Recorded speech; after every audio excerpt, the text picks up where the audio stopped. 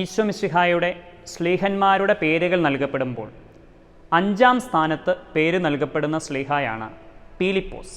മത്തായി, മർക്കോസ്, ലൂക്കാ സുവിശേഷങ്ങളിൽ ശ്ലീഹന്മാരുടെ പേരുകൾ നൽകപ്പെടുന്ന സ്ഥലത്ത് മാത്രമാണ് പീലിപ്പോസിൻ്റെ പേര് പരാമർശിക്കപ്പെട്ടിട്ടുള്ളത്.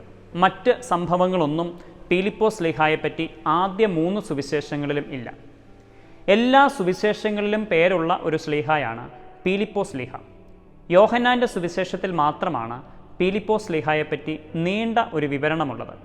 അത് യോഹന്നാൻ്റെ സുവിശേഷം 1-ാം അധ്യായത്തിലാണ്.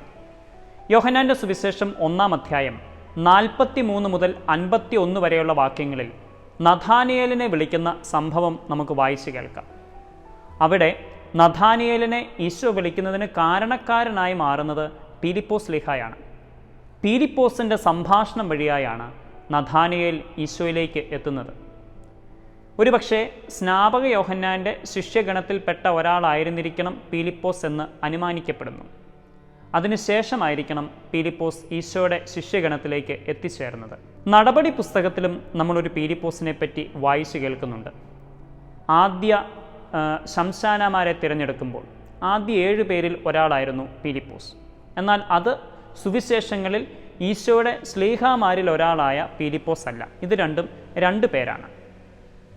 നഥാനിയേലിനെ വിളിക്കുന്നതിന് പീലിപ്പോസ് കാരണക്കാരനായി തീർന്നതുപോലെ നമ്മുടെ ജീവിതങ്ങളിലും ഈശോയിലേക്ക് ഒരാളെയെങ്കിലും കൈപിടിച്ചു കൊണ്ടുവരുവാൻ നമുക്ക് സാധിക്കണം.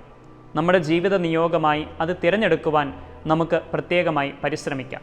പീലിപ്പോസ് ശ്ലീഹായെപ്പോലെ ഈശോയിലേക്ക് നമ്മുടെ ജീവിതം വഴിയായി, നമ്മുടെ സംഭാഷണം വഴിയായി, നമ്മുടെ മാതൃക വഴിയായി ഒരാളെയെങ്കിലും അനുഗമിക്കുവാൻ, ഒരാളെയെങ്കിലും കൈപിടിച്ചു കൊണ്ടുവരുവാൻ നമുക്ക് പ്രത്യേകമായി പരിശ്രമിക്കാം.